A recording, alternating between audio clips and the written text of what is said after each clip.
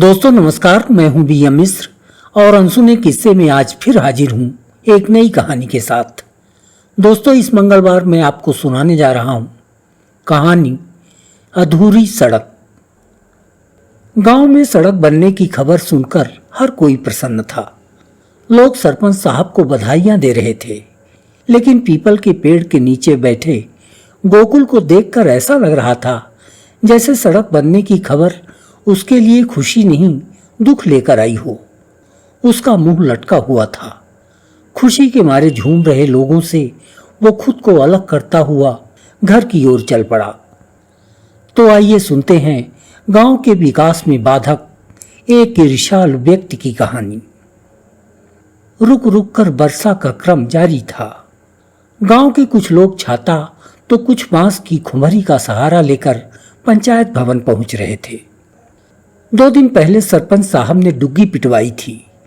कल सुबह सभी गांव वाले पंचायत भवन पहुंचे। एक बड़ी खुशखबरी सुनाई जाएगी। गांव वाले आज की सुबह का बेसब्री से इंतजार कर रहे थे। न जाने कौन सी खुशखबरी सुनने को मिले, ये सोच सोचकर हर कोई पंचायत भवन पहुंचने को उतावला था। भीड़ बढ़ रही थी। गांव के कुछ खास लोगों ने पंचायत भवन के अंदर पहले से ही अपनी जगह कब्जिया ली थी। जिन लोगों को अंदर जगह नहीं मिली वो छाता ताने बाहर जमा थे, और जिनके पास छाता भी नहीं था वो सामने पीपल के पेड़ की छांव में खुद को बारिश से बचा रहे थे। सारे पंच आ चुके थे, केवल सरपंच साहब का आना बाकी था। पंचायत भवन के बाहर खड़े लोग सिर उठाकर पहले सरपंच साहब के घर की ओर ताकते, फिर आसमान को पूरी तरह से ढक चुके काले बादलों को देखने लगते। इसी बीच भीड़ में से किसी की चीखने जैसी आवाज आई, आ गए सरपंच साहब। सभी की निगाहें सरपंच साहब के घर की ओर जाने वाली गली पर दौड़ पड़ी। सरपंच साहब एक हाथ में जूता और एक हाथ में धोती का छोर पकड़े भीगते हुए चले आ रहे थे। अरे सरपंच साहब के पास तो छाता रहा होगा ना, फिर भीग क्यों रहे हैं? कहीं बीमार ना पड़ जाए। भीड़ के बीच बैठे रघुवर काका से रहा न गया और वो लाठी टेकते हुए सरपंच साहब की ओर दौड़ पड़े। उन्होंने अपना छाता सरपंच साहब के सिर के ऊपर तान दिया। अरे हजूर, इस मौसम में भीगना ठीक नहीं है, तुरंत ही बुखार आता है। गांव के कई लोग खटिया पकड़े हुए हैं, कहीं आप भी ना। रघुवर काका ने सरपंच साहब की सेहत को लेकर चिंता जताई। छाता आपे पकड़ लें, मैं भीग भी जाऊंगा तो मुझे कोई फर्क नहीं पड़ेगा। रघुवर काका सरपंच साहब से सट कर खड़े हो गए। अरे मूर्ख, न जाने तुझे कब अकल आएगी। देख नहीं रहा है, एक हाथ से जूते पकड़ रखे हैं, दूसरे हाथ से धोती। अब मेरे पास तीसरा हाथ तो है नहीं कि तेरा छाता पकड़ लूं। सरपंच साहब तेजी के साथ आगे बढ़े। रघुवर काका सरपंच साहब के सिर के ऊपर छाता ताने पीछे पीछे चल पड़े। हजूर, लगता है आप भीगे जाएंगे। ये जूता पहन क्यों नहीं लेते? आपका हाथ खाली हो जाएगा तो छाता लगाते ठीक से बन जाएगा। मेरा हाथ इधर उधर हो जाता है, बुढ़ा गया हूं ना। तू तो अकल का अंधा रह गया रे रघुवर। जूता पांव में रहने पाए तब न पहनूं। 4 बार कीचड़ के साथ मेड़ में गड़ चुका है। घुटने भर कीचड़ में हाथ डालकर किसी तरह निकाल पाया हूं। इसे हाथ में लेकर चलने का शौक नहीं है मुझे। सरपंच साहब ने अपने कदम और तेजी के साथ बढ़ाने शुरू किए और थोड़ी देर में ही वो पंचायत भवन के अंदर दाखिल हो गए। माफ करिएगा, बारिश के कारण आने में थोड़ी देर हो गई, लेकिन आना तो था ही। बात ही कुछ ऐसी है जिसे बताने के लिए मेरा मन कुलबुलाए जा रहा था। सिर पर जमी पानी की बूंदों को धोती के छोर से पोंछते हुए सरपंच साहब ने आसन ग्रहण किया। पंचायत भवन के अंदर बैठे सभी लोग सरपंच साहब के मुंह की ओर टकटकी लगाए हुए थे। बाहर खड़े लोग दरवाजे से उचक उचक कर सरपंच साहब का दीदार कर रहे थे। ख्वाहिश सभी की एक ही थी, खुशखबरी। सरपंच साहब की जुबान से निकलने वाली खुशी की खबर। आप सबका सुख दुख मेरा है। गांव की तरक्की मेरी जिम्मेदारी है। ये जिम्मेदारी मुझे रात दिन सोने नहीं देती। लगता है अपने गांव के लिए क्या क्या कर डालूं। सरकारी अफसरों के सामने हमेशा गिड़गिड़ाता रहता हूं। 10 बार पानी, बिजली, सड़क जैसी जरूरतों के लिए प्रस्ताव दे चुका हूं, लेकिन अफसर तो ठहरे मोटी चमड़ी के सांड, कोई फर्क ही नहीं पड़ता। लेकिन अब की बार मैंने भी अपनी चमड़ी मोटी कर ली। बैठ गया कलेक्टर के दफ्तर के सामने।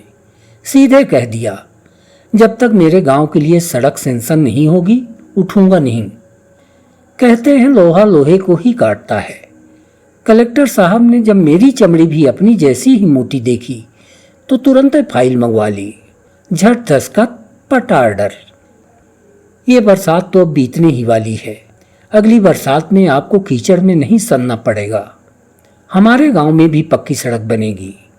ऐसी सड़क बनवाऊंगा कि हर घर को उसका फायदा मिले। पंचायत भवन तालियों की गड़गड़ाहट से गूंज उठा। बाहर खड़े कुछ उत्साही युवकों ने सरपंच साहब जिंदाबाद के नारे भी लगाने शुरू कर दिए। सरपंच साहब खुशी से फूल उठे। वो मुस्कुराते हुए बोले, अरे अभी तो और बहुत काम करना है।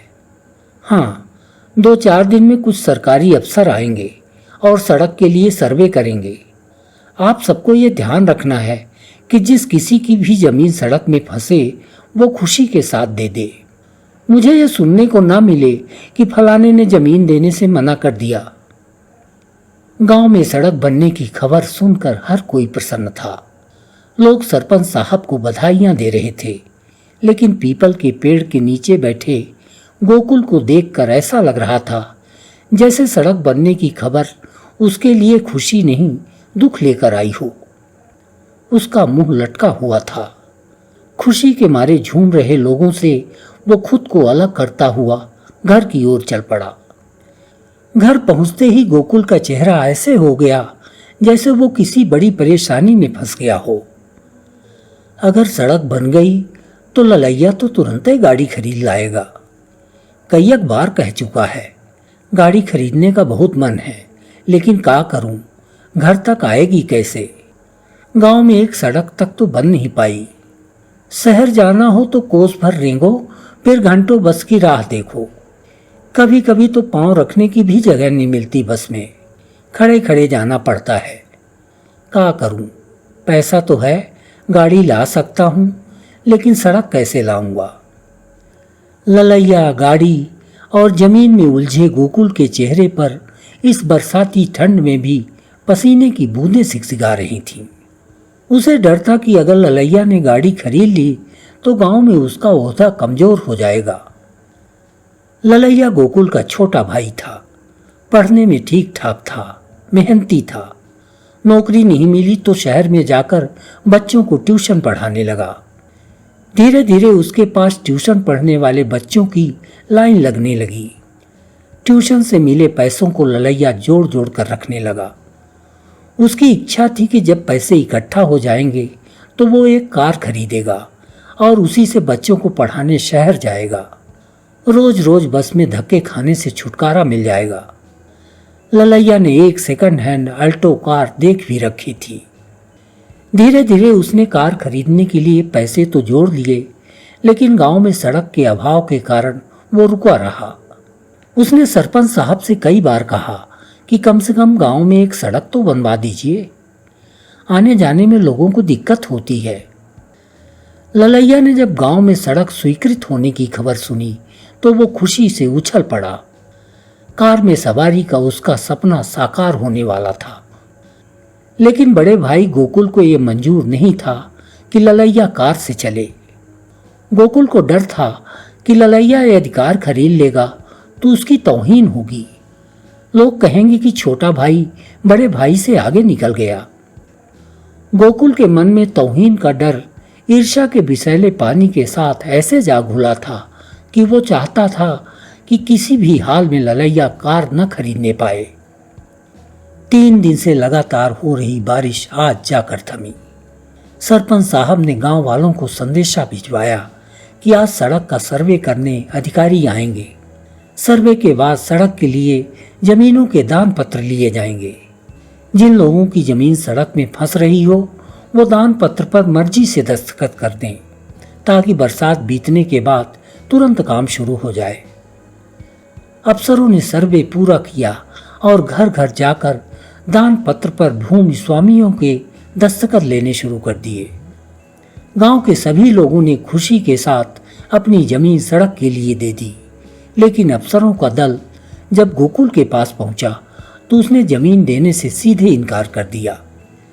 अफसरों ने जब वजह पूछी तो गोकुल ने बेशर्मी भरे लहजे में कहा, मुझे नहीं चाहिए सड़क वड़क, अब तक जैसे गुजारा हो रहा था आगे भी होता रहेगा। अफसरों ने गोकुल को समझाने की खूब कोशिश की, लेकिन गोकुल अड़ गया। अफसरों ने गोकुल को बताया कि गांव के सभी लोग जमीन देने के लिए राजी हैं। अब अंत में केवल तुम्हारा और तुम्हारे छोटे भाई ललैया का घर बच रहा है। दे दो थोड़ी सी जमीन, घर के सामने हमेशा के लिए पक्की सड़क बन जाएगी, गाड़ी घोड़ा की सुविधा मिल जाएगी। गाड़ी घोड़ा, यही तो मैं नहीं चाहता। गोकुल मन ही मन बुदबुदाया। सर्वे दल में शामिल एक अफसर गोकुल का मनोभाव भांप गया। उसने उसे फिर समझाया, कम से कम अपने लिए ना सही अपने छोटे भाई का तो ख्याल करो। बेचारा रोज पैदल जाता है मेन रोड तक, फिर बस में धक्के खाते शहर जाता है। सड़क बन जाएगी तो उसका आना जाना आसान हो जाएगा। ईर्ष्या की आग में जल रहे गोकुल पर अफसर की बात ने घी का काम किया। वो जोर से चिल्लाया, भाड़ में गई तुम्हारी सड़क, मैं किसी भी हाल में नहीं दूंगा अपनी जमीन। गोकुल को गुस्से में देख अफसर चुपचाप लौट गए। बरसात के बाद सड़क का काम शुरू हुआ, लेकिन ये सड़क अधूरी रह गई। पूरे गांव को जोड़ने वाली ये सड़क गोकुल और ललैया के घर को न जोड़ पाई। मित्रों, आपको ये कहानी कैसी लगी कमेंट बॉक्स में हमें जरूर बताएं। कहानी यदि अच्छी लगी हो तो लाइक व शेयर करना न भूलें। और हाँ, यदि आपने अब तक हमारे चैनल को सब्सक्राइब नहीं किया है तो कृपया कर लें। अगले मंगलवार हम फिर मिलेंगे एक नई कहानी के साथ। धन्यवाद।